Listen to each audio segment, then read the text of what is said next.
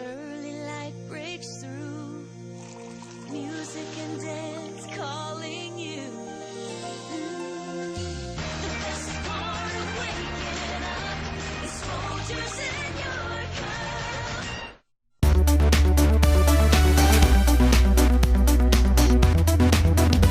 Welcome to York University Education Radio. Today our guests are the Honorable Kathleen Wynne and George Raya talking about poverty. So sit back and relax as we journey into global education together. I'm your host, Eric Alfonso. Hi, I'm Hugh Jackman. In the year 2000, 189 of the world's leaders made a promise to improve the lives of the world's poorest by the year 2015. 9 years on, 1.4 billion people still live in extreme poverty. It's time for us to re-energize this movement. Starting July 4th, the Global Poverty Project will be coming to communities across Australia to present 1.4 billion reasons. So please join us. The time is now. Welcome back. I'm Eric Alfonso, and with me is our first guest. My name's Kathleen Wynne, and I am the Minister of Education in Ontario and the Member of Provincial Parliament for Don Valley West. And I grew up in Richmond Hill, Ontario, and have lived in Toronto for the last 26 years. But in my early adulthood, I lived in the Netherlands for 3 years. I had my first two children in Holland and lived with them there for the first couple of years of my first child's life. And I think coming home from the Netherlands, even though I loved living overseas, coming home to Toronto and establishing myself and my family and their dad in North Toronto and my kids starting school, I think there was a profound sense of this is where I belong. And I'm very aware of that as a politician when I work with constituents who are just moving to this country and they're moving here for the rest of their lives. And I have a great empathy for that.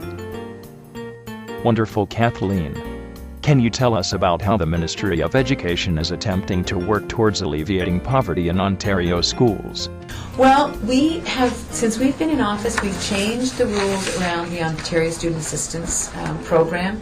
We've put in place grants for the first time in many years. There were no grants when we came into office. There were only loans. So there are now grants for students who are in the lowest 10% of the population in terms of socioeconomics. So a student who's living in poverty actually will be able to get money to go to school, to post-secondary, without having to pay that money back. So that's a huge change from when we came into office. And then we have made changes in the student assistance program so that families can qualify. And yes, students who go on to post-secondary and get a loan do have to pay that back. But we're trying to make those loan repayments more manageable for students, and we will continue to do that. That's so cool. I'd like to introduce now our friend George Raya, who will help us with understanding poverty lessons and ministry guidelines for teachers. Hello, I'm Omar Merji, teacher candidate in the Faculty of Education at York University. Curriculum expectations in Ontario are: to save time, this segment has been transcribed on your handout. Overall expectations and To save time, this segment has been transcribed on your handout. specific expectations. To save time, this segment has been transcribed on your handout. Thanks for enlightening us, George. Now Kathleen had a question for you. Hi, George. Are you teaching these expectations in a classroom? Yes, I'm teaching a lesson on poverty. I'm so glad you've decided to educate about poverty as part of the Canadian and World Issues course. Thank you very much, Kathleen. Are you a teacher candidate, George? I am, yes. Thank you. George, we have to wrap up here, but do you have any final thoughts to share? I believe poverty planning and adaptation strategy is a key component of every lesson plan. Oh, that's Yes, wonderful. wonderful, George, thanks. Thanks everyone for joining us today. We are available for download online at onamap.ca/poverty. But I still have more to say.